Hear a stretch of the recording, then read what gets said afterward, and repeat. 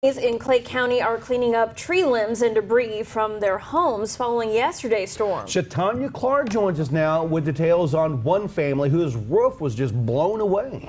Daryl, Melanie, Wendy Coker says her bedrooms survived, but for the most part, but the living room and kitchen was the worst. Coker says since her husband lost his job in December, they had to let go of their home insurance. So as the Cokers try to get back on their feet, family and friends are rallying around her.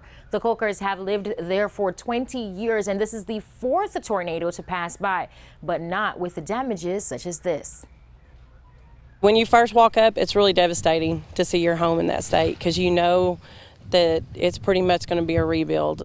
The Cokers are hoping to rebuild their home in the coming months.